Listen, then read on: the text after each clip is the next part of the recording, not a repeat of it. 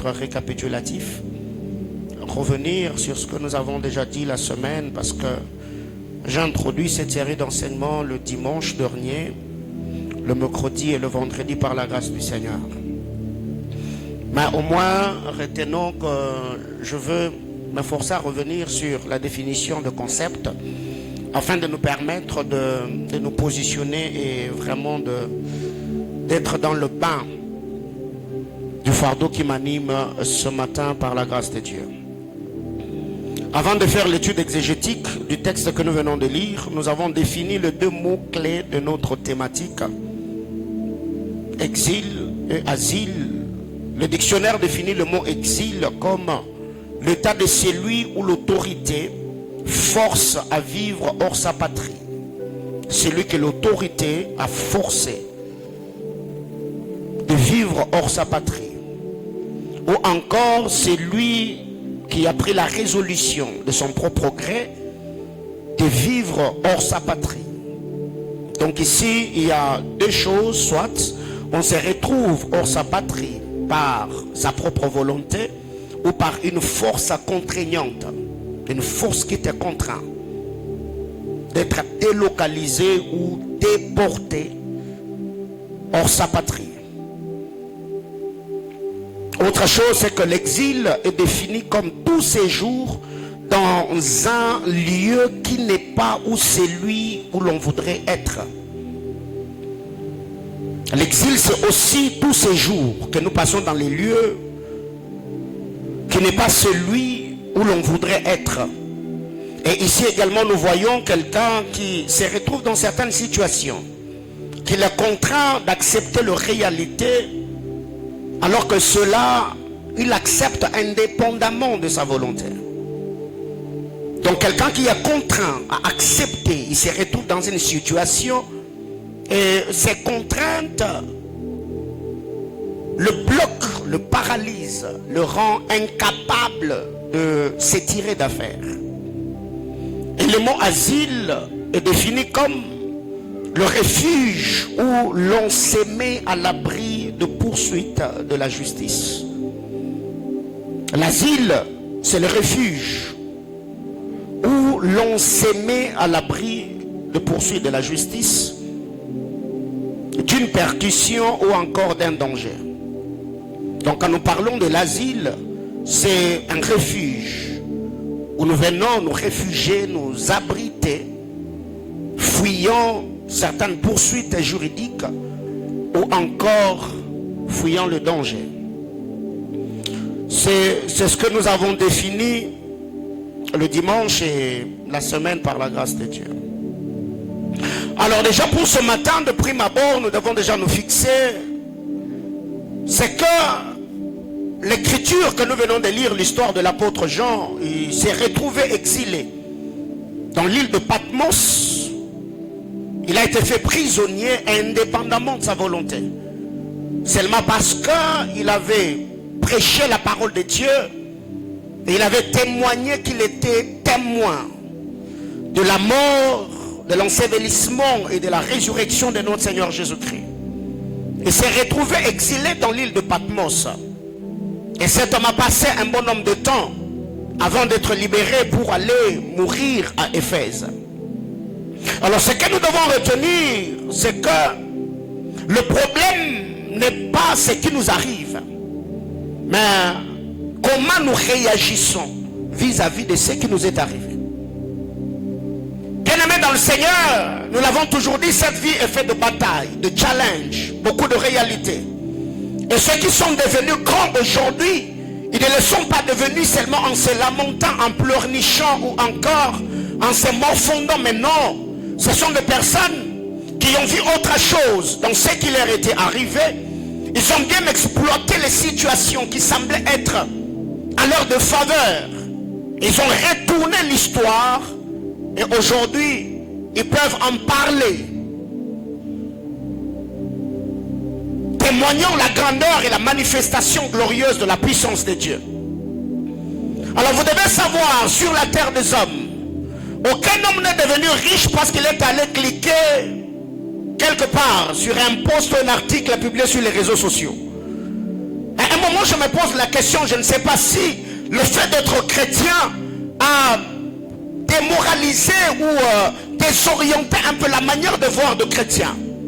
C'est bien et beau ces choses, ça fait très beau quand tu tombes sur un post sur Facebook, on te dit, si tu dis Amen ou tu cliques, tu vas devenir millionnaire. Et nous voyons beaucoup de gens faire de likes, avoir des vues, parce que nous savons déjà qu'aujourd'hui, l'homme aime avoir sans pour autant payer le prix ou sans avoir travaillé.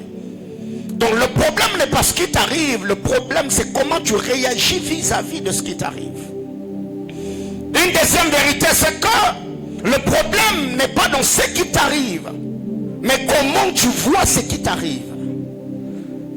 Goliath était un défi pour les autres, mais Goliath est une porte pour l'ascension de David. Quand vous lisez la parole du Seigneur, Pénina, sans elle, Anne allait se contenter seulement des offrandes que Elkana lui donnait. Elle allait se contenter de l'amour que Elkana était en train de donner à Anne.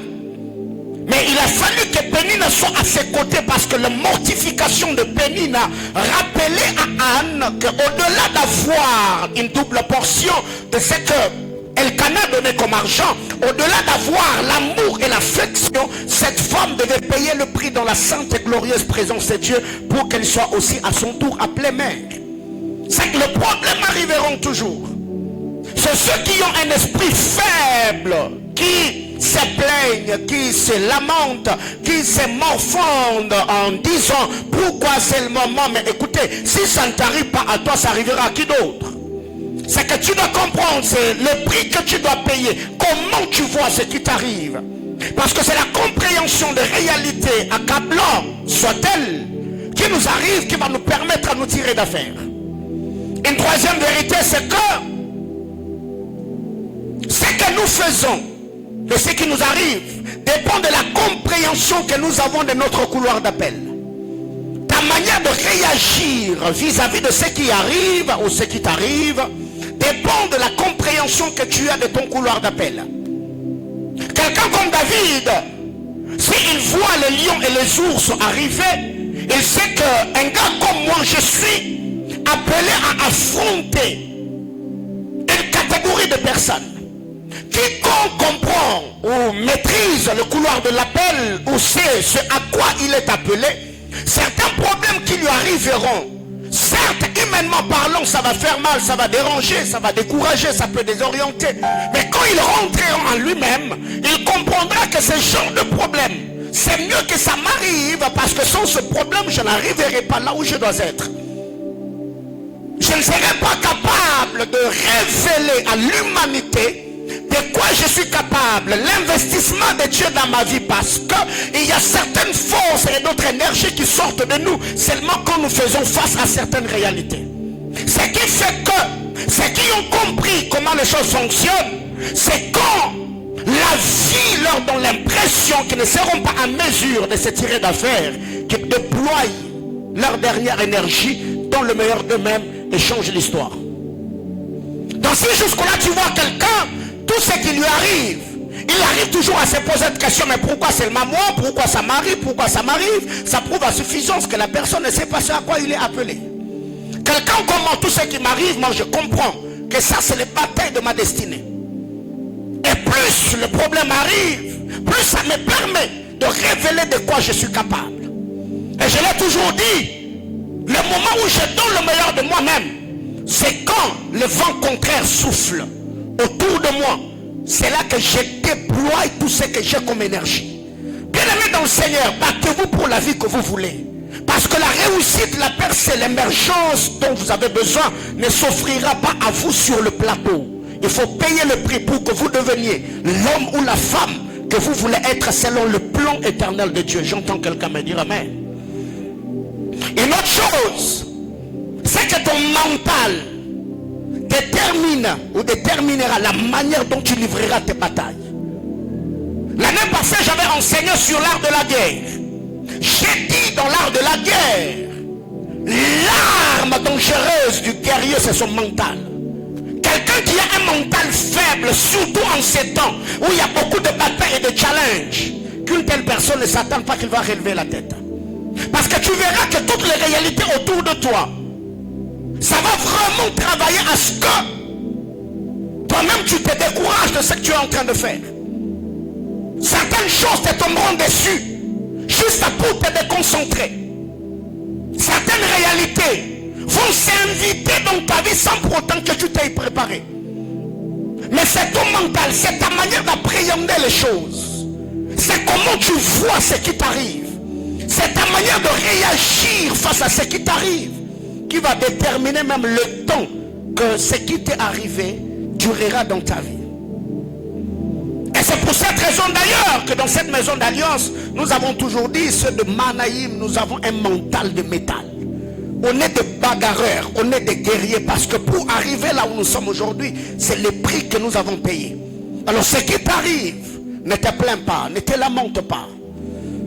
Ne sois pas quelqu'un qui va commencer à marcher comme une poule mouillée, mais non. Relève ta tête. Ne marche pas tout en étant frileux. Comprends que la main puissante agissante du Seigneur est là pour t'aider à te tirer d'affaire et te placer au sommet des collines éternelles. J'entends quelqu'un me dire amen. De l'exil à l'asile. C'est quoi l'exil dont on est en train de parler ici? C'est toute situation inconfortable dans laquelle Satan nous maintient. C'est toute situation inconfortable. Parlons de cette situation inconfortable ici, je suis en train de faire allusion au cercle vicieux. Il y a des gens qui sont dans un cercle vicieux, ils tournent en rond. Tout ce qu'ils font, rien ne va de l'avant. Ce n'est pas parce que hier ça n'a pas marché qu'aujourd'hui je ne tenterai plus la chance pour voir comment est-ce que le Seigneur pourra étendre sa main et faire grâce à rebondir à nouveau. Quand je vous ai toujours dit, le problème n'est pas échoué, le problème c'est rester là où on est tombé. Parce que ceux qui ont réussi aujourd'hui sont ceux qui ont accumulé des échecs. Et l'accumulation des échecs les a donné un autre mental. Ils ont tiré des leçons dans les échecs du passé et ils ont appris à recadrer le tir. Je crois que chacun d'entre nous ici connaît l'histoire de Thomas Edison. Il a travaillé plusieurs fois. Aujourd'hui, si nous voyons l'ampoule et tout ce qui va avec, c'est parce qu'il y a un homme qui a travaillé. Plus il était en train de jouer, alors qu'il parlait de lui, il disait, plus je jouais, plus je me rapprochais du succès. Pourquoi? Parce que ce qui n'a pas été hier, aujourd'hui, je peux revenir sur ce qui n'a pas marché hier, afin de bien faire les choses pour avoir le résultat que nous avons. C'est qu'il faut savoir que le diable travaillera toujours afin de te maintenir dans une situation inconfortable, t'empêchant à vivre l'accomplissement des desseins éternels de Dieu. Deuxièmement, cet exil peut être tout ce qui te résiste ou ce qui te persiste. La résistance et la persistance. Il y a des gens jusqu'aujourd'hui, ils ont même perdu la force de prier. Comme je l'ai dit la semaine, même quand ils sont dans la sainte et glorieuse présence de Dieu, ils voient d'autres personnes adorer, ils voient d'autres personnes louer. Tellement qu'ils ont l'inquiétude dans le cœur, tellement qu'ils ont l'amertume dans l'âme, eh bien, ils se posent des questions. Mais jusque-là, on me dit d'adorer. Je vais commencer par où? Parce que mon cœur est plein. Est-ce que le Seigneur ne voit-il pas les réalités auxquelles je suis confronté? Est-ce que le Seigneur ne voit pas toutes ces difficultés qui me tombent dessus? Et tu t'es rendu compte que tu as tout déployé. Stratégie, force, énergie, tu as mis tout sur pied. Et tu te rends compte que jusque-là, tu es dans ce cercle vicieux, rien ne va. Et d'ailleurs, c'est quand beaucoup de choses ne vont pas de l'avant que plusieurs personnes arrivent à se décourager. Ils se posent des questions, mais ok, ainsi va la vie.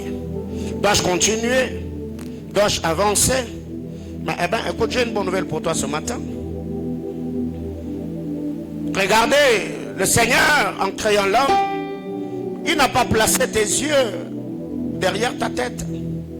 Autrement dit, l'unique option que Dieu a placée dans l'homme, c'est aller de l'avant. C'est pourquoi il a placé tes yeux devant. C'est que même si le passé est en train de te tirer derrière, ce que toi tu dois faire, c'est faire quoi? C'est faire le pas. C'est avancer. Parce que c'est en avançant que tu arriveras à réaliser les choses pour lesquelles le Seigneur t'a envoyé sur la terre des hommes. J'entends quelqu'un me dire amen. Alors une autre chose, c'est que toute destinée retardée, désorientée, peut-être une forme d'exil. Il y a beaucoup d'enfants de Dieu aujourd'hui qui vivent beaucoup de réalités accablantes. Plusieurs se voient en retard. Pas d'abord par rapport au programme ou à l'agenda de Dieu. Le retard selon les hommes aujourd'hui, c'est en fonction des amis avec qui nous avons étudié. C'est en fonction des amis avec qui nous avons grandi. C'est en fonction des amis avec qui nous avons passé notre enfance. Quand je regarde ceux avec qui j'ai grandi, tu entendras quelqu'un dire, maintenant nous avons fini les études ensemble jusque-là. Moi j'ai cherché le boulot, je n'ai pas trouvé. Alors que mes amis, écoutez, on n'est pas en retard en fonction de ceux avec qui nous avons grandi. On est en retard en fonction du programme de Dieu. Et plusieurs personnes n'arrivent pas à ajuster leur destinée parce que d'abord de un, ils n'ont pas le temps de consulter l'agenda de Dieu pour savoir ce à quoi ils sont appelés, le prix qu'ils doivent payer pour vivre l'accomplissement des desseins de Dieu. Ce qui fait que la majorité aujourd'hui nous sommes frustrés.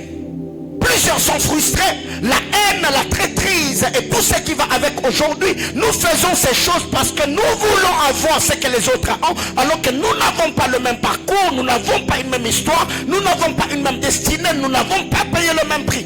Et ce que nous devons comprendre, c'est que le Seigneur, dans sa souveraineté, a créé chacun avec une destinée.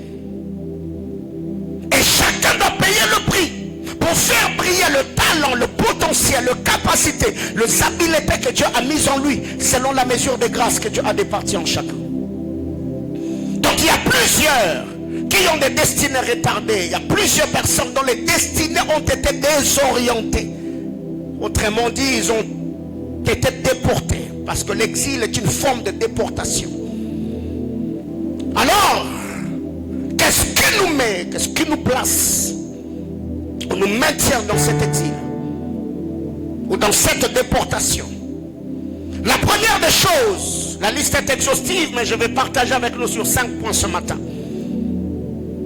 Premièrement, retenons que Satan combat le plan de Dieu en combattant nos vies. Pourquoi on se retrouve exilé, déporté? Parce que Satan combat le plan de Dieu en combattant l'homme créé à l'image de Dieu. Bien-aimé dans le Seigneur, Satan ne combat pas Dieu. Satan n'a pas la taille, Satan n'a pas le poids. Il n'a pas le poids de combattre l'Éternel. Il n'a pas le poids. Et d'ailleurs, quand vous lisez la Bible, dans le livre d'Apocalypse, la Bible déclare Michel, donc Michael et ses anges combattirent avec le dragon et les vainquirent. Donc Satan n'a pas le poids. Mais Satan combat Dieu en combattant le plan de Dieu dans la vie de l'homme. À chaque homme sur la terre, je vous ai toujours dit, vous n'êtes pas venu sur terre en tourisme. Vous n'êtes pas venu accompagner quelqu'un. À ta vie est attaché un programme, un plan particulier. Et la beauté de la destinée, c'est quand nous arrivons à découvrir le programme que Dieu a attaché à notre vie. Les jours où j'ai compris le programme de Dieu, tout ce que j'ai fourni comme effort dans mon jeune âge était aligné derrière le programme de Dieu. Et je suis en train, par la grâce de Dieu, de vivre ce que je vis aujourd'hui. Et j'ai compris ces choses très tôt. Alors quand vous lisez la parole du Seigneur, dans 1 Thessaloniciens chapitre 2, le verset 18, c'est Paul qui parle aux Thessaloniciens. Il dit, moi Paul, une ou deux fois j'ai voulu venir vers vous pour vous visiter, mais Satan m'en a empêché. Or, quand Paul allait à Thessalonique, Paul n'allait pas à Thessalonique pour faire les affaires.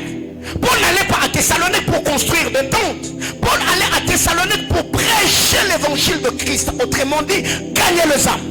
Alors, Satan, connaissant le programme attaché à la vie de Paul, Satan a empêché Paul à ce que ses pieds ne puissent pas arriver à Thessalonique, parce que le diable savait que si le pied de Paul arrivait à Thessalonique, plusieurs Thessaloniciens seront sauvés. Ils vivront la lumière du royaume et donneront leur vie au Seigneur.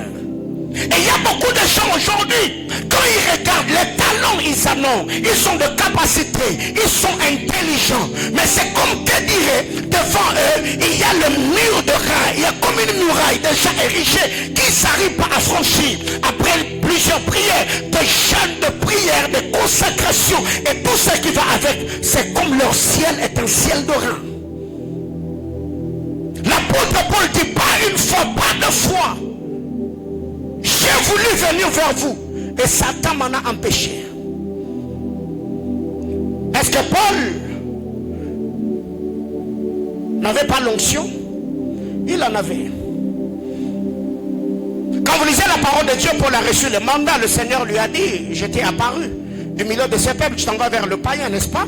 Pour que tu leur ouvres les yeux, pour qu'ils passent de ténèbres à la lumière, de la puissance de Satan à Dieu, qu'ils reçoivent le pardon du péché, l'héritage avec le sanctifié. Acte chapitre 26, 17 à 18, n'est-ce pas? Le Seigneur est apparu à Paul, donc Paul avait le mandat d'aller vers les nations et gagner les âmes. Mais malgré le mandat qu'il avait, Satan s'élève, il lui dit, Paul, si tu veux aller à Éphèse, vas-y. Si tu veux aller à Corinthe, vas-y. Si tu veux aller à Rome, vas-y. Mais à Thessalonique, tu ne vas pas entrer. Et Paul n'est pas allé à Thessalonique physiquement. Bien-aimés dans le Seigneur, vous devez savoir, c'est qu'il y a plusieurs personnes aujourd'hui qui se retrouvent dans des cercles vicieux. Plusieurs personnes aujourd'hui se voient souffrir. Pas parce qu'ils ne sont pas intelligents. Tous ceux qui sont chômeurs ne sont pas paresseux. Tous ceux qui sont célibataires n'ont pas un problème de caractère. Tous ceux qui sont pauvres, ce n'est pas que ces gens-là sont maudits, mais non, il y a d'autres personnes, ils ont tout ce qu'ils peuvent avoir pour percer, mais il y a comme des sautelles démoniaques qui les résistent et les empêchent à vivre le programme de Dieu. Alors on va parler dans les minutes qui suivent, qu'est-ce que nous devons faire pour briser notre exil et récupérer notre héritage. Alors c'est que retenons ici que la première des choses, Satan combat le plan de Dieu en combattant nos vies. Ici, Satan était en train de combattre le salut de Thessalonique en empêchant celui qui avait le mandat de leur annoncer la parole d'aller vers eux. Et il y a beaucoup de gens comme ça, des hommes que Dieu avait placés sur vos chemins comme porteurs de grâce et de bénédiction de Dieu. Ces hommes ont été désorientés. On les a amenés ailleurs. Il y a des relations que vous avez perdues. Alors que vous saviez très bien que ces personnes-là, c'était des hommes providentiels que Dieu vous avait envoyés. La Bible déclare ce qui a été. Donc c'est possible que certaines relations qu'on les récupère ce matin. Quelqu'un comprend de quoi je parle? Deuxièmement, le péché de ceux qui nous ont précédés, le péché de nos prédécesseurs, peut également nous maintenir ou nous bloquer dans un cercle vicieux. Lamentation chapitre 5, le verset 7. La Bible déclare, nos pères ont péché et ne sont plus, et c'est nous qui portons la peine de leur péché.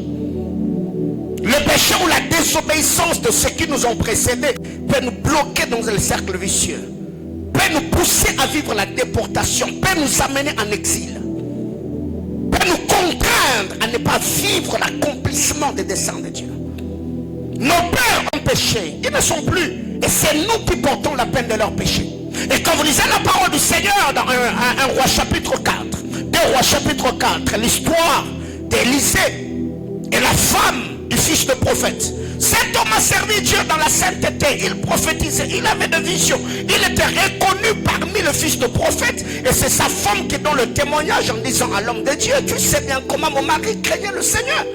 Mais ce n'est pas la crainte de Dieu qu'avait cet homme qui avait effacé les dettes qu'il y avait envers le créancier. Lui, il est allé se reposer dans le sein d'Abraham, mais derrière lui, il a laissé des dettes.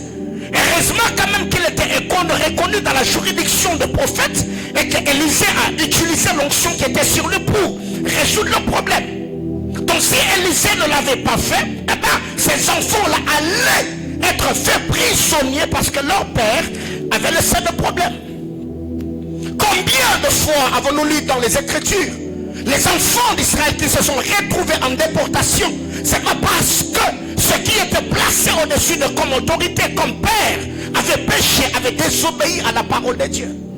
C'est pourquoi quiconque sait que je suis un père, une mère potentielle, même si je ne suis pas encore marié, même si je ne suis pas dans une relation amoureuse, eh bien, je dois me garder fidèle au Seigneur. Je dois vivre dans la sanctification, dans la crainte de Dieu, parce que je sais que ma postérité est dans mes entrailles. La Bible déclare dans Genèse chapitre 14, quand Abraham s'est tenu devant Melchisédek, alors que lui payait la dîme, Lévi était présent dans ce rang, alors que Lévi était la 3e ou la 4e génération. Il y avait la génération génération d'Abraham, il y avait la génération d'Isaac, il y avait la génération de Jacob, et Lévi était la 4e génération. Ce qui fait que Abraham a payé le dîme pour que Lévi devienne consommateur de dîmes. Alors imaginez-vous, si Abraham s'était mis à s'aventurier, donc il allait également désorienter ou détruire la destinée de Lévi. Troisièmement, c'est notre propre désobéissance. À part la désobéissance de ceux qui nous ont précédés, la désobéissance de nos prédécesseurs, on peut également vivre la déportation par notre propre désobéissance. Quand nous désobéissons à la parole du Seigneur, cela peut également nous pousser ou nous contraindre à vivre à l'exil ou aller en déportation.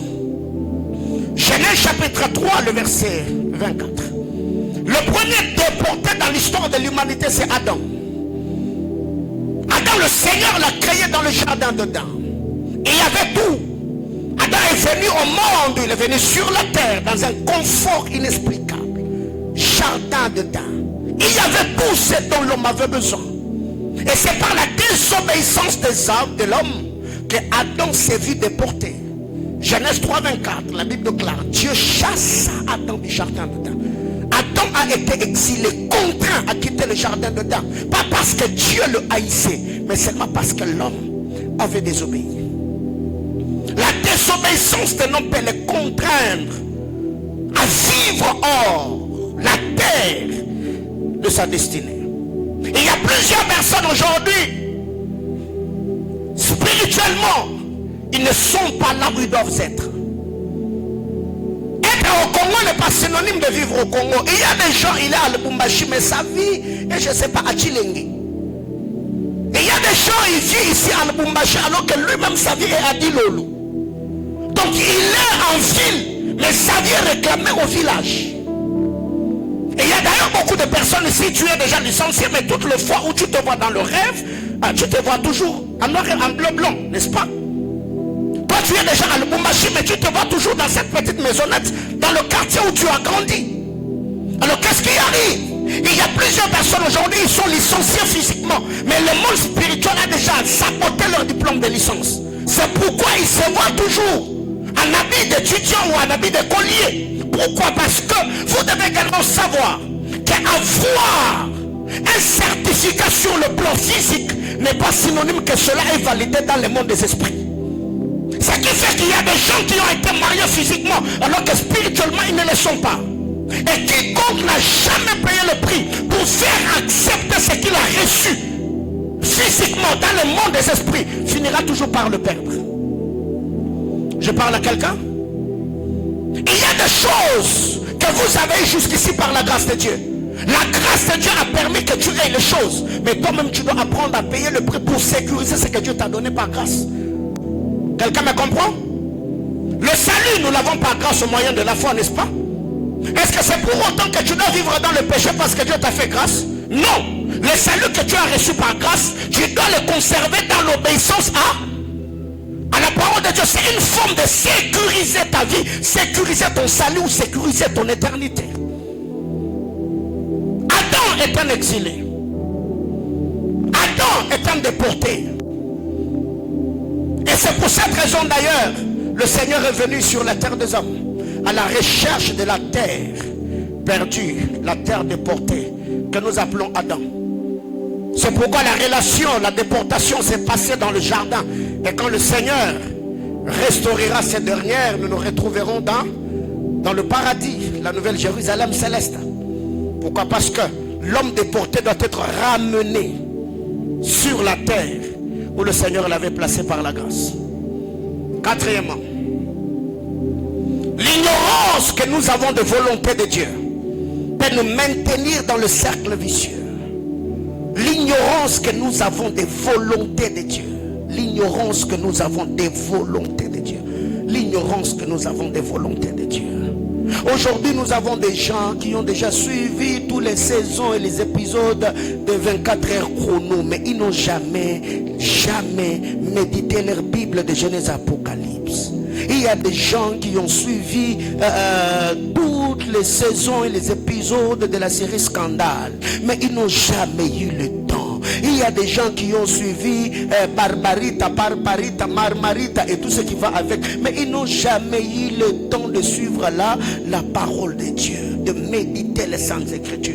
Bien-aimé dans le Seigneur, l'ignorance des volontés de Dieu peut te maintenir dans un cercle vicieux. Quand vous lisez la parole de Dieu dans 2 Pierre chapitre 1er le verset 3, 2 Pierre chapitre 1er le verset 3, la Bible déclare: car sa divine puissance nous a donné tout ce qui contribue à la vie et à la piété au moyen de la connaissance. La connaissance des volontés de Dieu peut te donner accès à vivre la vie au palier supérieur ou à un standard élevé.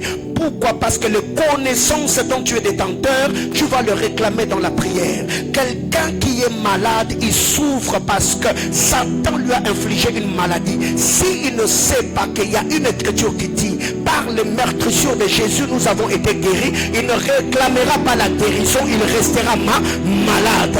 Quelqu'un qui est en train de fournir des efforts, mais il est dans le cercle vicieux, il n'arrive pas à toucher de l'argent parce que sa famille est sous une malédiction, et qui ne sait pas qu'il y a une portion d'écriture qui dit: du riche qu'il était, il s'était appauvri pour que nous soyons enrichis. Cette personne, même priant et parlant en d'autres langues, il continuera à vivre la pauvreté et la sécheresse comme les autres, parce que c'est la connaissance qui nous sort du cercle vicieux, c'est la connaissance qui nous permettra à vivre la loi de l'exception. Or, vous devez savoir, celui qui est borgne, il voit bien au milieu des aveugles. Je dis, celui qui a qu'un œil, il se verra prêtre au milieu des aveugles. Le jour où tu seras parmi ceux qui ont des yeux, tu te rendras compte que tu ne vois pas bien. Toi, tu penses que tu connais alors que tu ne connais pas comme tu dois connaître. Alors, qu'est-ce que nous devons faire? C'est de nous tenir dans la présence de Dieu. Prions avec le Saint-Esprit afin d'avoir une connaissance exacte de volonté de Dieu.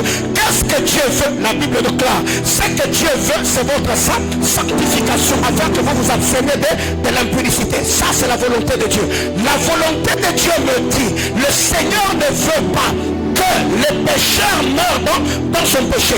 La Bible est un livre de volonté. La Bible est un livre de dessein. Alors dès que j'entre en contact avec la parole du Seigneur, je comprends ce que Dieu attend. Tu verras que même dans ma manière de prier, je ne vais pas présenter à Dieu mes larmes, je ne vais pas présenter à Dieu mes frustrations, je vais présenter à Dieu sa parole. Il est dit dans le Saint Écriture: je serai la tête et non la queue. Même si là où je suis, il y a une force contraignante qui vient me bloquer au bas de l'échelle, parce que je sais que la Bible déclare: mon serviteur montera, il se lèvera et sera très haut. Alléluia.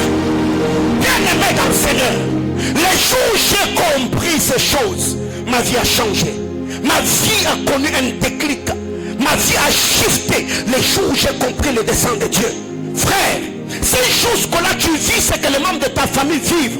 Frère, je remettrai en cause ta chrétienté. Parce que la Bible déclare: vous verrez la différence entre ceux qui me servent et ceux qui ne me servent pas.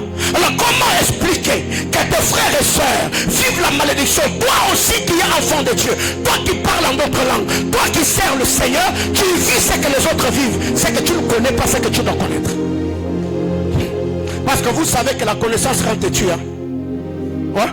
Quand tu connais, frère, même si vous êtes au deuil et que ta tata, moi, si se lève et dit: dans cette famille, personne, frère, d'autant que tu regardes, tu souris, tu dis: regarde, elle ne comprend pas. Elle ne comprend pas. Car sa divine puissance nous a donné tout ce qui contribue à la vie et deux types de vie. La vie, c'est cette vie, la vie physique ici. Les mariages, les voyages et tout ce qui va avec. La piété, c'est la vie qui nous prépare dans l'éternité.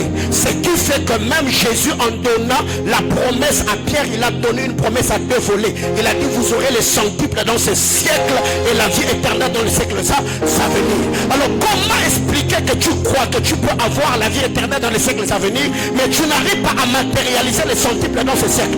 C'est que tu as un problème là. Il y a beaucoup d'enfants de Dieu aujourd'hui, ils ont la foi de l'enlèvement, mais ils n'ont pas la foi de l'élévation.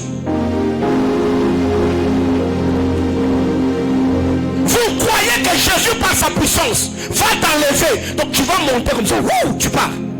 Mais cette même puissance, tu ne sais pas et tu ne crois pas que dans l'entreprise où Dieu t'a placé, la puissance de Dieu peut venir te prendre du bas de l'échelle et te placer parmi les décideurs de l'entreprise. Bien-aimés frères, je ne sais pas si vous avez cru à un Dieu. Moi, on a commencé faiblement et aujourd'hui, nous voyons comment le Seigneur est en train de frayer le chemin et nous donne des choses qu'on ne pouvait pas avoir par nous-mêmes. Dis à ton voisin la connaissance de volonté de Dieu. Et plusieurs souffrent parce que vous pensez que ce que vous vivez là, c'est la volonté de Dieu. Comment avoir accès à cette volonté?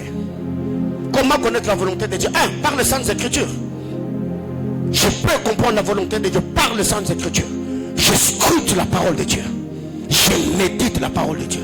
En méditant la parole de Dieu, je peux avoir accès aux volontés de Dieu. 2. Par la révélation divine. Quand je parle de révélation, j'englobe tout.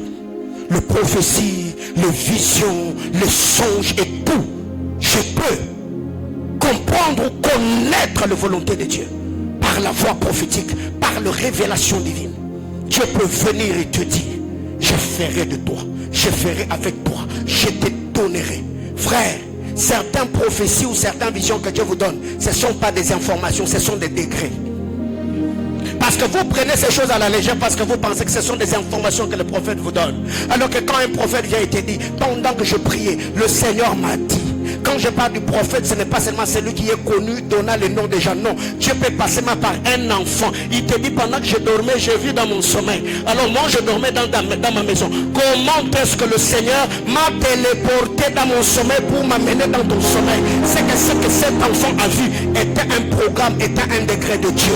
Or, vous devez savoir, un songe qui s'est répété 1, 2 ou 3 fois n'est plus un songe ordinaire, c'est un décret. Ce n'est pas moi qui le dis, c'est Joseph qui le dit à Pharaon. Joseph dit à Pharaon, si tu as vu la chose se répéter 2 fois, c'est que cela est arrêté de parler l'Éternel. Une fois on t'a déjà dit tu seras béni, 2 fois on t'a dit 3 fois, et jusqu'à aujourd'hui Dieu continue à parler. Et vous pensez que Dieu est loquace, vous pensez que Dieu parle parce qu'il veut parler. Le Seigneur parle parce que ce qui sort de sa bouche, sa main l'exécute. Alors si déjà la bouche de Dieu a déjà parlé, fais mouvoir la main de Dieu par la prière. Seigneur, je prie que ce que tu m'as promis par la bouche de tes saints serviteurs, que tu l'accomplisses et le réalises. Bien mes frères, pourquoi vous êtes devenus tolérants? Tout ce qui nous arrive, je l'ai toujours dit. Job a dit l'Éternel a donné, l'Éternel a ôté, parce qu'il savait que ce qui lui arrivait était dans la volonté de Dieu. Alors toi qui dis l'Éternel a ôté, est-ce que Dieu t'a dit que c'est Dieu qui a ôté? Non. Tous ceux qui meurent ne meurent pas dans la volonté de Dieu. Il y a des gens qui sont bouffés par des sorciers, des accidents orchestrés par le monde des ténèbres. Et je vous l'ai toujours dit, si vous voyez les chars des Égyptiens ne plus avancer, ce n'est pas que le conducteur est un amateur. Ce n'est pas que celui qui les a conçus ou fabriqués est un amateur, non. Il y avait des êtres spirituels qui bloquaient les pneus des chars des Égyptiens. Donc il y avait des anges, pendant qu'ils sont en train de pédaler, il y a des anges qui bloquent. Tu fournis des efforts pour aller de l'avant. Il y a une entité, il y a un hôtel, il y a une malédiction qui te dit, toi tu peux aller partout sauf ici. On te bloque. Mais le jour où Pharaon a compris que la main de Dieu était derrière l'armée d'Israël, c'était déjà trop tard. Pas. Quand ils sont seulement devenus conscients de dire, ah maintenant là, ils voudront fuir, pas mer rouge. Ils sont partis. Ils ont compris en retard. Ils meurent avec la révélation. Trop tard. Alors combien d'entre nous ici, vous souffrez parce que vous pensez que ce qui vous arrive est dans la volonté de Dieu? Le Seigneur, même quand il te met à l'épreuve, il ne peut pas te priver même l'essentiel. Dieu a fait traverser les enfants d'Israël le désert, n'est-ce pas? Ils n'ont pas vu la manne et la caille. Non, non. Ils n'ont pas vu le lait et le miel. Mais Dieu a donné la manne, la caille et l'eau du rocher. Comment est-ce que toi qui prétends traverser l'épreuve de Dieu, tu manques même ce qu'un homme ne peut pas manquer dans la vie? Dieu n'est pas méchant. La Bible déclare, méchant que vous êtes, si vous savez donner de bonnes choses à vos enfants, à combien plus forte raison votre Père c'est céleste. Même dans l'épreuve, le Seigneur pourvoit toujours. Frère, biso peut le gars épreuve.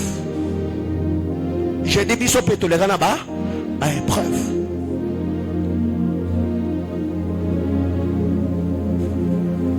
Aujourd'hui, il y a des gens, si vous les rencontrez, si vous amenez là où ils vivaient dans leur passé, tu vas leur dire, comment tu faisais pour vivre ici?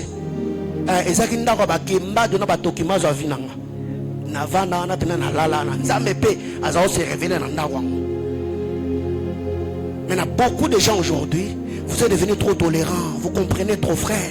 Ce matin, les choses que je suis en train de dire ici, épaisse au kanda, que ça t'énerve, que tu comprennes que ça n'est assez. Il faut que ça change.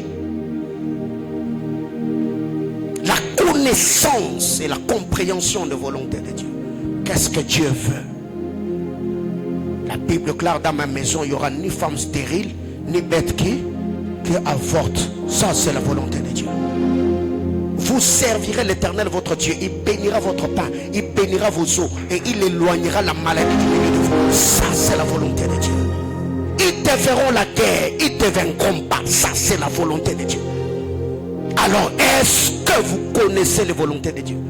Ce qui fait que certaines réalités persistent parce que jusque-là, vous n'avez pas d'argument. Ouais.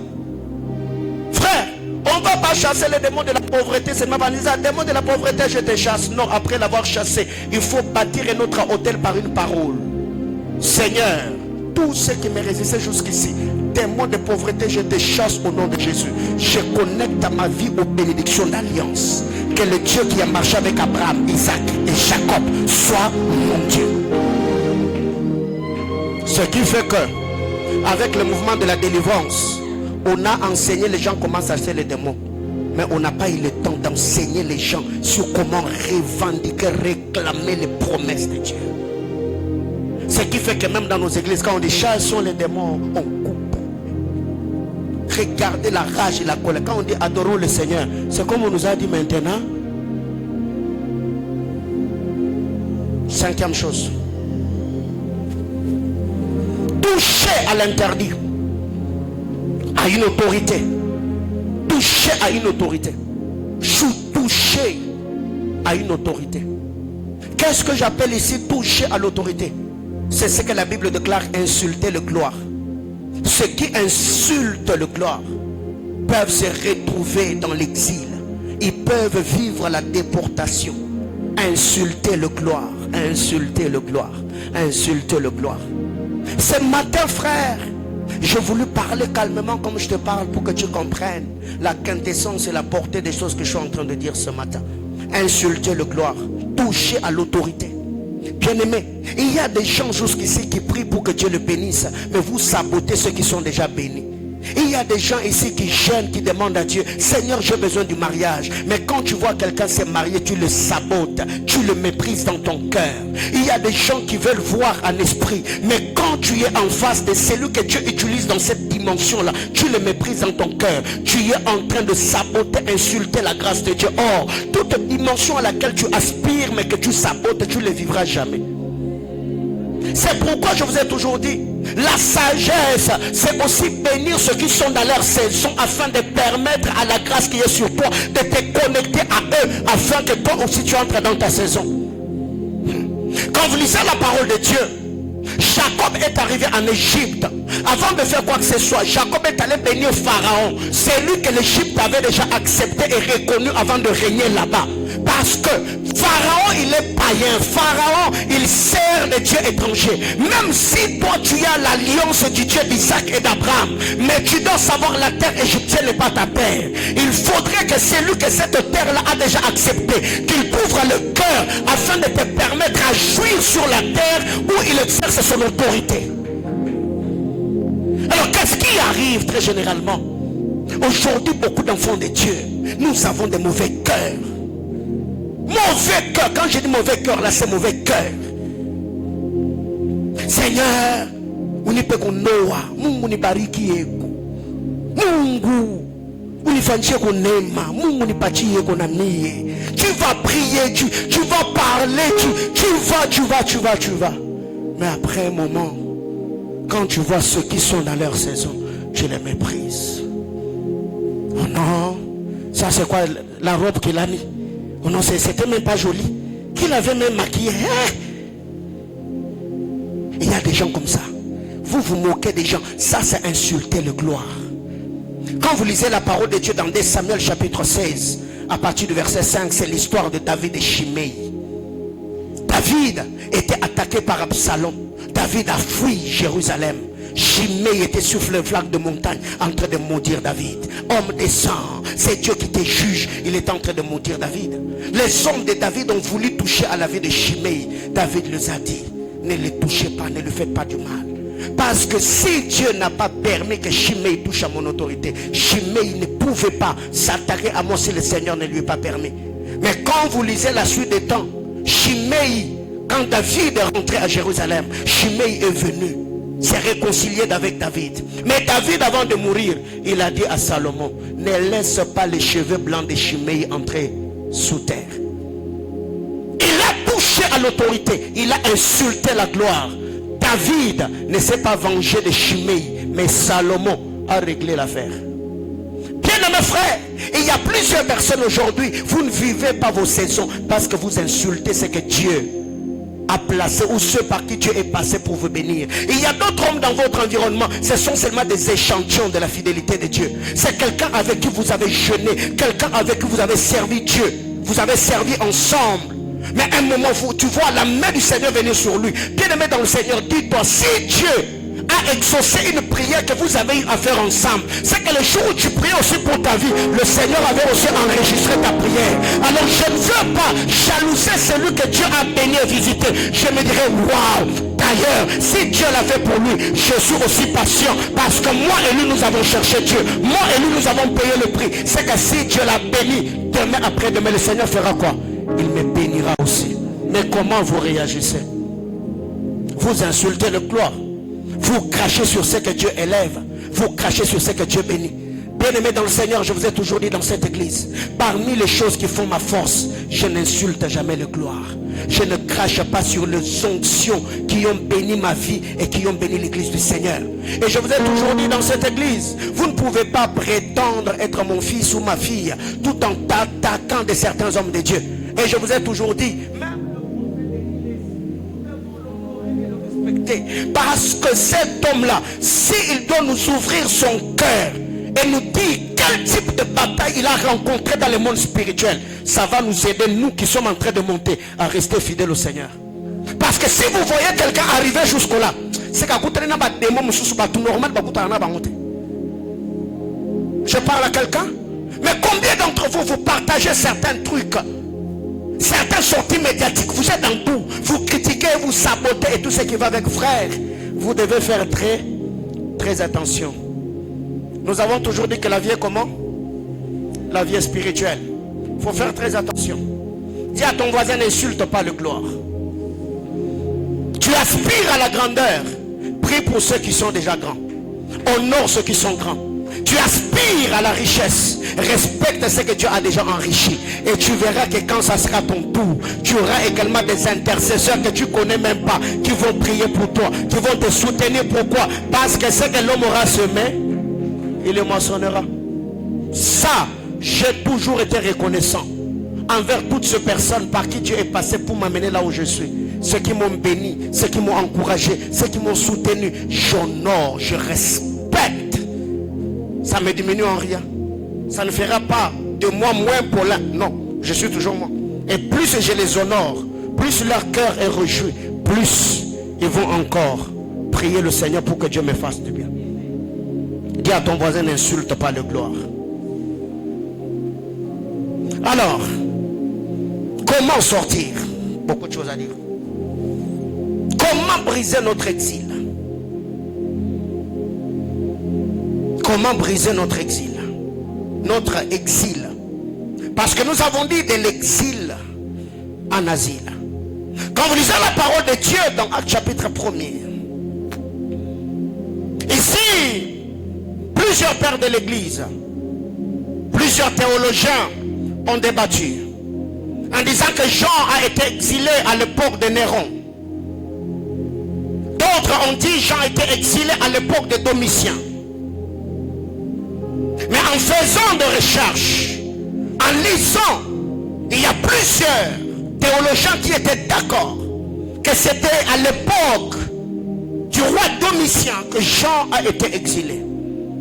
On a mis Jean en exil pour l'empêcher à répandre la parole. On a mis Jean en exil pour l'empêcher à témoigner des choses qu'il avait vues. Ça veut dire, tout le temps qu'il a passé avec le Seigneur, pendant son exercice du ministère sur terre, c'était le but pour lequel on a exilé Jean, pour qu'il ne parle pas des choses qu'il avait déjà vues. Mais là où eux l'ont placé en exil, le ciel s'ouvre et révèle à Jean pas ce qu'il avait déjà vu, mais ce qui va arriver. Jean est allé en exil à l'île de Patmos pour ne pas témoigner, pour ne pas parler. Là où eux l'ont mis en exil, c'est là où Jean a trouvé l'asile. Parce que plusieurs personnes aujourd'hui, il y a le diable qui vous met dans certaines situations inconfortables, dans certains cercles vicieux. Je prends l'exemple de notre sœur Pénina. Plus elle morfondait Anne, plus elle torturait Anne, plus elle était en train de parler en mal de Anne. Elle ne savait pas que ces insultes poussaient Anne auprès de celui qui allait être sa consolation. C'est que les hommes, dans leur manière de faire, ils peuvent toujours s'arranger en critiquant, en se moquant de toi, en te méprisant, pendant que eux te donnent le coup que tu encaisses te permet d'avoir la position qu'il te faut pour vaguer à la prière afin d'invoquer le secours de Dieu. C'est là que je dis à mon introduction, tout dépend seulement de la manière dont tu gères le problème qui t'arrive. Jean s'est retrouvé exilé à l'île de Patmos. Mais là, Jean n'a pas passé son temps à se morfondre. Là où eux pensaient bannir ou mettre terme à la vie de Jean, c'est là où le ciel s'est ouvert et Jean a eu l'ascension. Or, alors qu'il était à Jérusalem, il pouvait mettre la main sur lui. Mais quand Jean va à Patmos, Jean a été visité par le Seigneur. C'est à Patmos qu'il a vu les 4 êtres vivants. C'est à Patmos qu'il a vu les séraphins. C'est à Patmos qu'il a vu les chérubins. C'est à Patmos qu'il a reçu la révélation de Jésus-Christ. Qu'il y a un nom écrit sur sa cuisse, roi de rois et seigneur de seigneurs. C'est à Patmos qu'il a reçu la révélation de cette église. C'est à l'Apocalypse. C'est d'ailleurs à Patmos qu'il a reçu le livre d'Apocalypse par révélation du Seigneur. C'est que là où eux pensaient mettre Jean en quarantaine, c'est là où le Seigneur est descendu dans toute sa gloire. Bien-aimé dans le Seigneur, j'ai quelques points à partager avec toi. C'est là d'ailleurs que je vais m'arrêter. Premièrement, comment briser notre exil ou mettre fin à notre déportation. La première des choses que nous devons comprendre, c'est savoir où trouver ton asile. Il faut savoir où trouver l'asile. Parce que tu es déjà déporté. Tu y es exilé. Autrement dit, tu es à la merci de tous. Le malheur peut t'atteindre à n'importe quel moment. Alors si déjà tu es exilé, la première des choses, c'est chercher où trouver l'asile. Parce que chacun d'entre nous a besoin d'un refuge, d'une citadelle, d'une tour forte où tu pourras t'abriter face aux vents et marées. Quand vous lisez la parole de Dieu, Genèse chapitre 14, à partir du verset 11 au verset 16, la Bible clare, Lot qui vivait à Sodome, ils ont été visités. Les pillards sont arrivés. Ils ont pris tout ce qui était dans la ville. La Bible déclare, ils prirent également Lot, neveu d'Abraham. Et là, il y avait un fuyard. C'est lui que j'appelle le rescapé de Sodome. Cet homme a échappé. Et Ségar est allé trouver Abraham. La Bible claire, quand il va trouver Abraham, il dit à Abraham, Lot, ton neveu, et sa famille et tous ses biens ont été pris par le pillard. Et la Bible déclare, Abraham s'éleva. Il prit ses hommes de guerre. Il alla pour libérer Lot. Touchez à tout. Ne touchez pas à Lot. Prenez tout dans ces pays-là. Mais ne prenez pas la vie de Lot. Abraham est celui qui a le droit de rachat. Abraham est celui qui a reçu mandat de délivrer. Ce qui fait que l'église, quand ils sont appris que chacun était décapité, tout était normal. Mais quand Hérode met la main sur Pierre, on dit non, touchez à tout, mais ne touchez pas à Pierre. Parce que c'est lui qui a reçu les clés de l'église. La Bible déclare l'église s'est retirée en prière. C'est la prière faite par l'église qui a fait que le ciel puisse dépêcher un ange. Jésus dans Actes chapitre 12, l'ange est allé en prison et a fait libérer Pierre. Bien-aimé dans le Seigneur, il y a des domaines de la vie où quand on touche, toi-même tu te dis, si on a touché à ça, c'est à ma vie, à ma destinée qu'on a touché. Parce que nous savons très bien que la force de tout père et de tout responsable est dans sa progéniture. Ce n'est pas d'abord dans ses biens. Ce qui fait que quand tu vois quelqu'un s'attaquer à tes enfants, c'est qu'il ne t'aime pas. Je peux tout juste pour sécuriser la vie de mes enfants. C'est pour cette raison d'ailleurs, quand le diable est venu toucher à la vie d'Adam, le Seigneur a brisé le repos. La Bible déclare, Dieu après avoir créé, il sanctifia le 7e jour et se reposa. Mais quand Adam est touché, le Seigneur descend. Il a brisé le repos. Pourquoi? Parce que l'être qu'il avait placé dans le jardin avait eu un problème. Cet homme est allé vers Abraham parce qu'il avait son adresse. Alors pour ne pas tergiverser, le Seigneur est venu. Le disciple lui pose la question. Apprends-nous à prier comme Jean-Baptiste a enseigné à ses disciples. Jésus se met à prier. Quand vous allez prier, dites ainsi: Notre Père, la géolocalisation.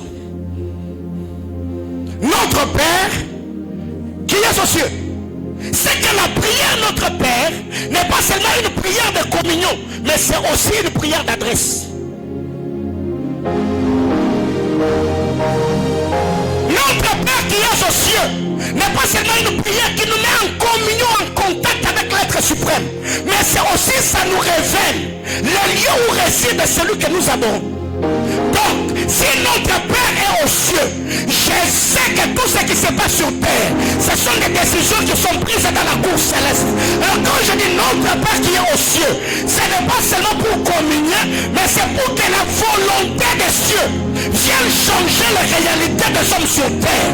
Alors ce matin, lors de cet hôtel, je lève ma main et je décrète et déclare que le Dieu de mon appartenance, Jésus-Christ est le maître des esprits, qu'il puisse accomplir la volonté du Seigneur dans ta vie. Que la main du Seigneur te prenne là où tu es. Que Dieu te place là où tu dois être. Que tu reçoives de Dieu un témoignage éloquent. Au nom de...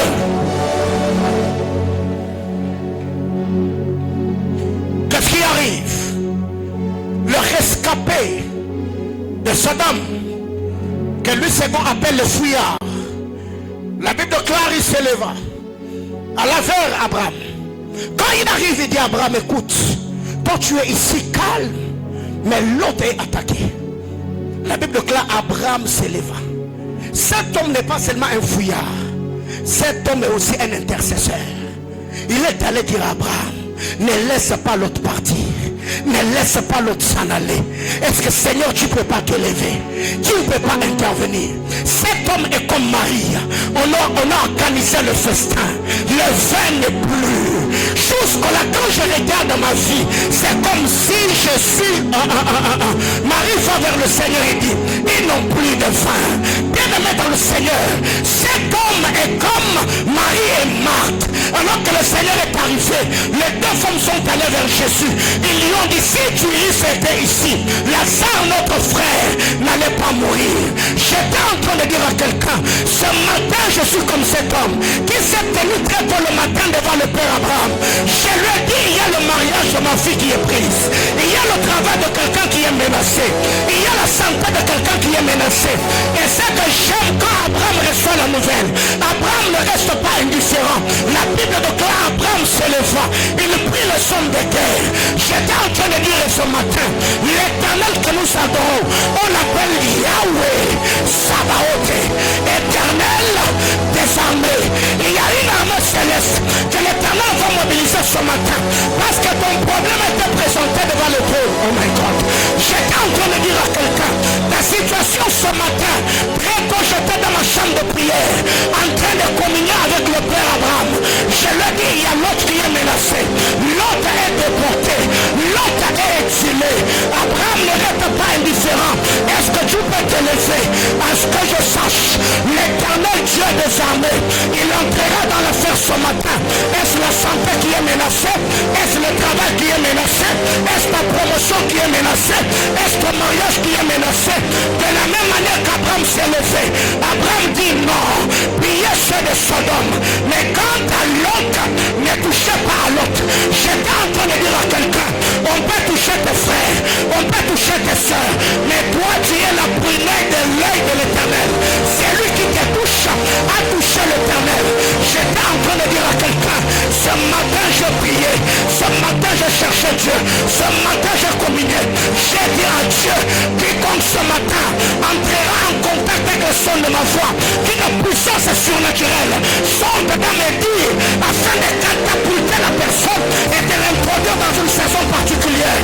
Du haut de cet hôtel, en ma qualité de prêtre de l'éternel, je décrète et déclare sur la vie de cet homme, sur la vie d'une femme, que tout de toi qui a été pris, si c'est ta santé, si c'est ta finance, si c'est ta relation, si c'est ta promotion, si c'est ton mariage, je décrète et déclare que la saison de la récupération s'active ce matin, que les êtres de gloire qui travaillent dans le royaume de notre Dieu, par ordre de l'éternel, exercent librement leur ministère pour récupérer ce que tu as perdu.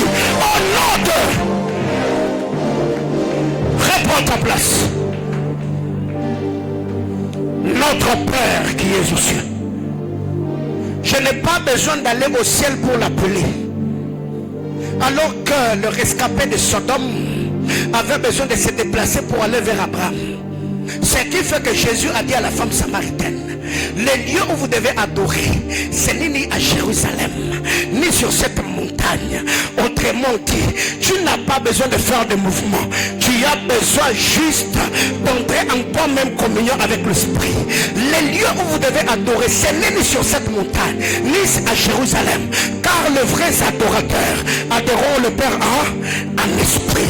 C'est une dimension dans laquelle, quand j'entre, je sais que mon mariage bat l'aile. La vie de mes enfants ne prospère pas. Mes études sont attaquées. Je me tiens devant le trône du Seigneur. Si c'est l'Ingala, ça sort. Si les Swahili, ça sort. Si c'est le Kikongo, ça sort. Si c'est le Kiyombe, ça sort. Si c'est le Kimbala, ça sort. Mais si je sens que je n'ai plus de mots appropriés afin de communier avec le Seigneur, il y a une autre langue qui peut me permettre d'entrer en contact avec le ciel. Je me tiendrai devant Dieu. La rie, à l'ous et la vie. Pire glaçonique, la terre de la chenille. Paria tour de la chamicle. Éventaire de la chamicle, la tour de l'âche. Irratanique, la terre de la sopholique. Inéter de micrable de feu. La peria l'ura solivi. Iterme la rasoli deva. Ma alouche eliasaricle.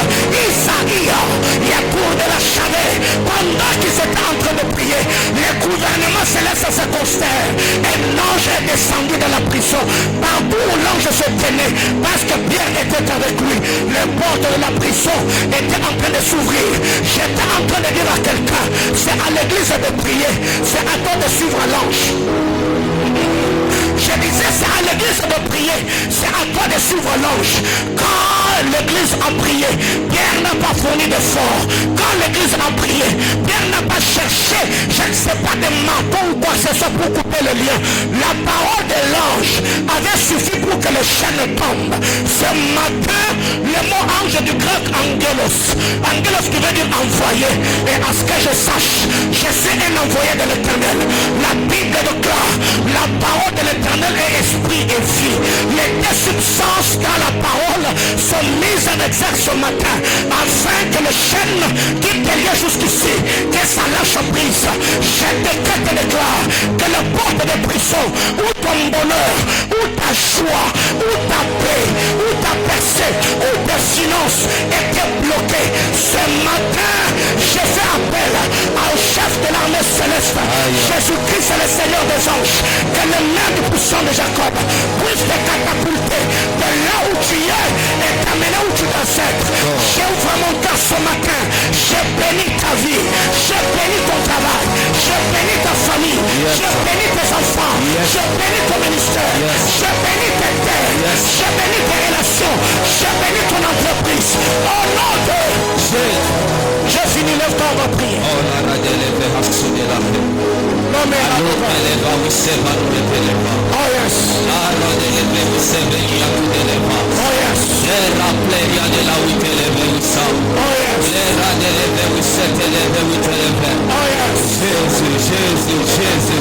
Ce matin, je suis venu animé par l'esprit d'intercession. On va chercher Dieu ce matin avec un homme. Notre Père qui est aux cieux. Ne vois-tu pas que nous sommes menacés? Ils étaient plusieurs alors que la barque était en train de chavirer.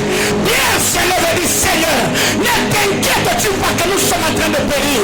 Aussi longtemps que la bouche de Pierre est fermée, les vagues sont permanentes. Et il a fallu que Pierre parle pour que le Seigneur se lève.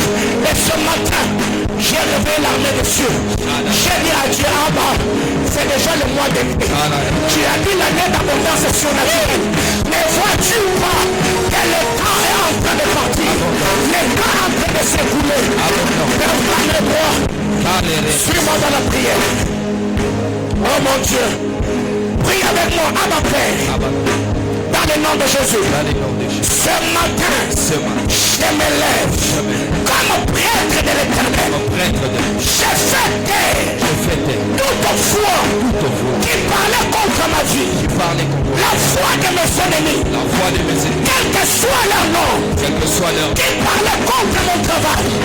Ce matin, la Bible déclare toute langue qui s'élèvera contre toi, tu la condamneras. Je condamne la langue de mes ennemis. Au nom de claque le mépris de Seigneur. La vie et la mort sont au pouvoir de la mort. La vie et la mort sont au pouvoir de la mort. Nous sommes en train de condamner toutes sortes de paroles. Toutes sortes de paroles qui nous amènent à la stagnation. Toutes sortes de paroles qui nous amènent à le blocage. Toutes sortes de paroles qui nous amènent à la bassesse. Ce matin, nous sommes en train de changer les choses. Ce matin, nous sommes en train de changer les choses. À la paix, nous sommes en train de prier. Seigneur, il y a des gens qui ont parlé à mal contre nous. Seigneur, il y a des gens qui ont parlé à mal contre nous. C'est que je sais qu'il y a le Dieu de gloire. Il y a de grâce. Et que tout le monde est dans le Dieu de grâce. Qui se lève contre moi. Je le dois éternel de la condamner. Alors ce matin, je suis en train de condamner toute parole de maudissance. Je suis en train de condamner toute parole de pauvreté. Je suis en train de condamner les paroles de stérilité. Je suis en train de condamner les paroles de blocage. Ma vie ne restera pas bloquée. Ma vie ne restera pas bloquée. Ma vie ne restera pas bloquée. Ma vie n'est pas appelée. Arrive la stérilité. Ma vie n'est pas appelée. Arrive le sauvage. Ma vie n'est pas appelée. Arrive la stagnation. Ce matin, je suis en train de changer les choses. Je suis en train de changer les choses.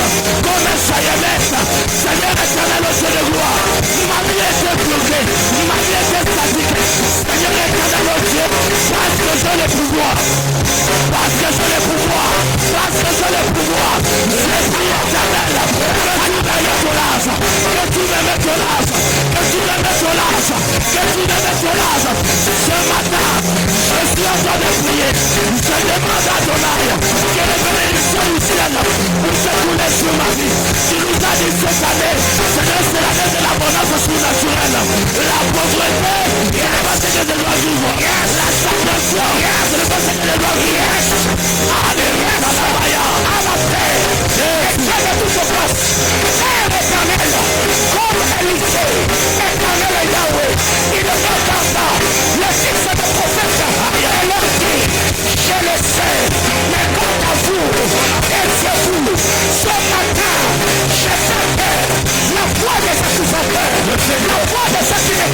à ton âge, les dieux de grâce, ce matin, au nom de Jésus, Jésus en train de prier, réclamer les gens, je me fais au travail, dans mes affaires, dans ma famille, dans ma nation, dans mon église, dans mon université, Yahweh, et tout le poids, il a parlé, mal, sur ma vie, sur mon mariage, sur mes finances, sur mes travails, sur ma terre, je m'élève, je fais la foi des accusateurs, la foi des accusateurs, alléluia, la foi des accusateurs, alléluia, les souvenirs,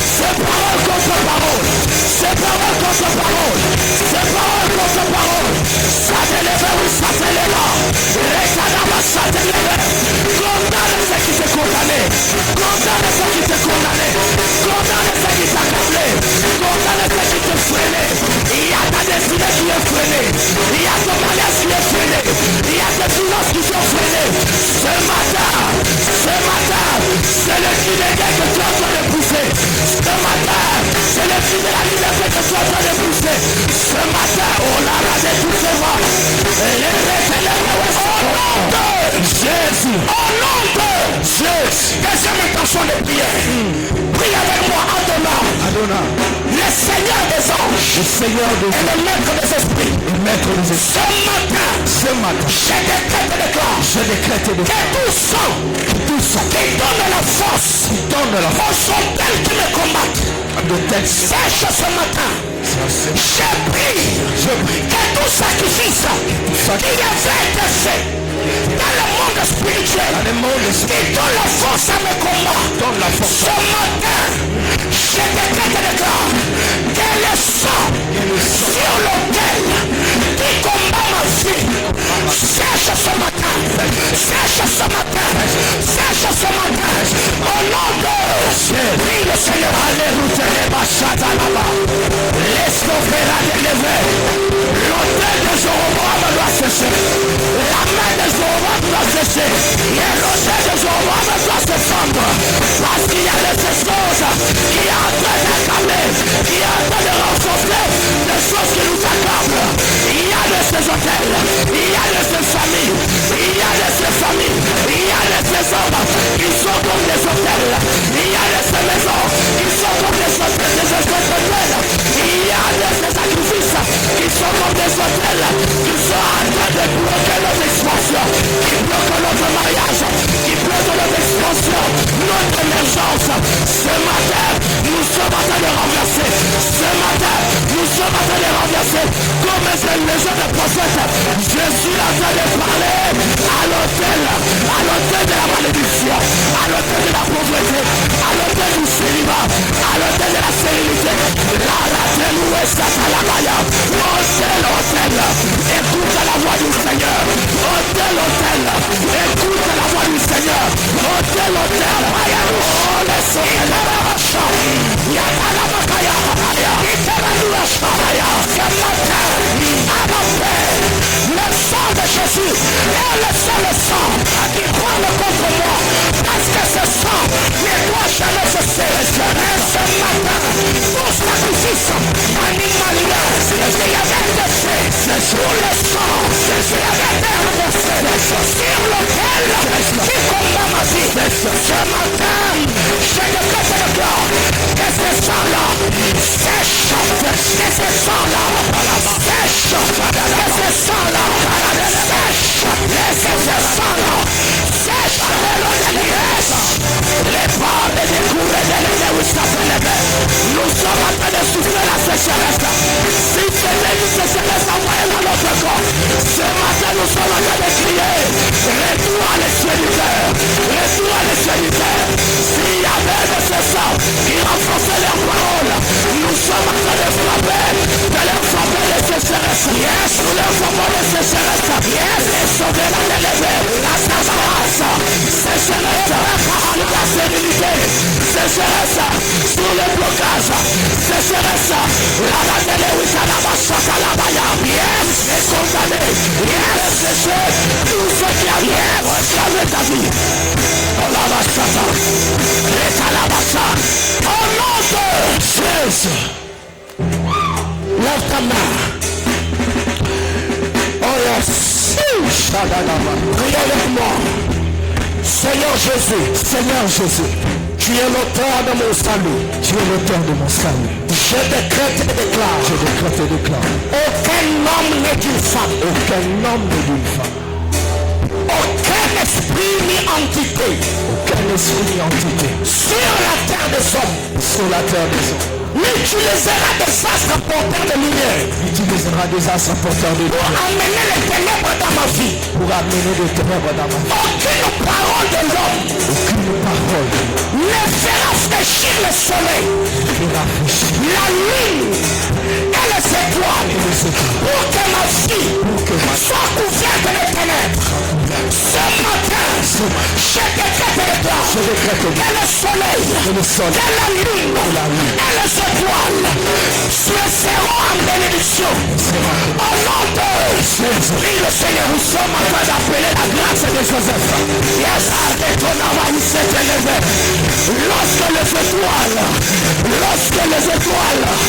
Lorsque le soleil et la lune s'inclinent à ta faveur, aucune chose ne te résiste, même si le terre étrangère, tu es condamné à réussir, même si le terre étrangère, tu es condamné à réussir. Ce matin, nous sommes en train de manipuler les transporteurs de lumière à notre faveur. Nous sommes en train de dire, Seigneur éternel, qu'aucune personne, ni une femme, n'utilise ces astres pour étouffer nos vies. Ne peut utiliser ces astres pour étouffer nos vies. La sauver la douleur de l'élever. Oh, la sauver l'élever, n'allez là où tu l'élever. L'astre de Pharaon n'a pas étouffé la grâce qui était sous Joseph. My God, je suis en train de prier. Éternel le Dieu de grâce. Yahweh, de la même façon que tu as fait grâce à Joseph. Et c'est par lui en Égypte, là où il y avait des magiciens, là où il y avait des occultistes. Et la soute élevée. Mais parce qu'il y avait la grâce, parce que le Dieu d'Abraham, le Dieu d'Isaac, le Dieu de Jacob, avait déjà il les a apportés de lumière en sa faveur. Ce matin, la lune travaille à ma faveur. Ce matin, les étoiles travaillent à ma faveur. Ce matin, l'aura de l'éveil, le soleil travaille à ma faveur. Le ciel est condamné à l'aïeul. La terre est condamnée à me donner ses meilleurs produits sur le soleil. Je suis appelé à dépasser les frontières interdites. Sur le soleil. Je suis appelé à être défié en fuyant. La société de l'État. Le soleil est appelé à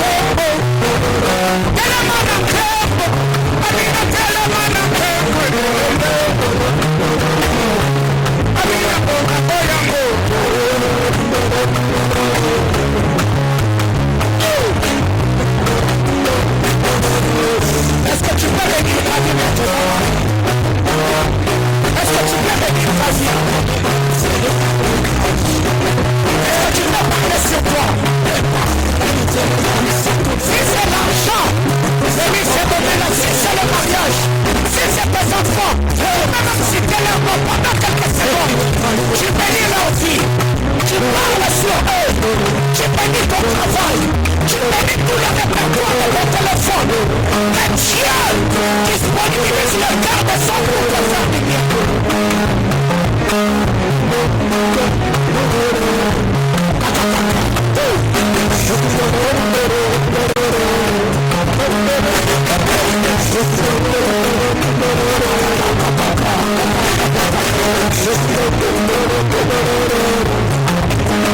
Yesu Masiye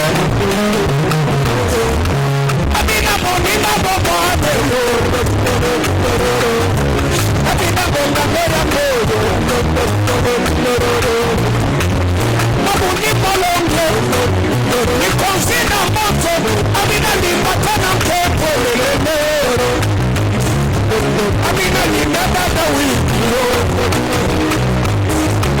Abina Bonzema Yalute Abina Bobo Bobo Moina Yes Abina Lisolo Monteme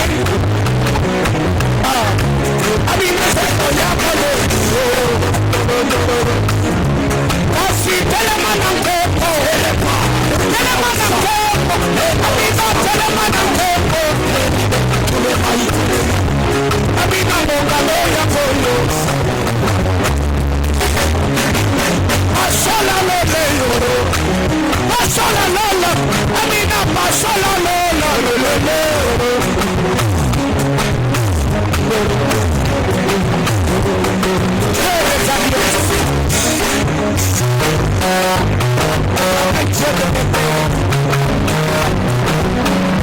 Le Dieu de ma source, le Dieu de ma généalogie, le Dieu de ma lignée, le Dieu de mon appartenance, le Dieu de mon histoire, le Dieu de mon parcours, le Dieu de ma jeunesse, le Dieu de mon enfance, le Dieu de mes apparitions, le Dieu de mes alliances, à ma père, à prière de ma contrôle. Que tu réjouisses le cœur et les choses ce matin qui ont exposé la vie à ce message à ce matin. Accomplis tes messages et que ton fils bien-aimé Jésus soit glorifié en tout de tout au nom de Jésus. Amen. Parle à Dieu, acclame le Seigneur. Dieu soit loué. Alléluia. Alléluia. Alléluia. Est-ce que quelqu'un te bénisse?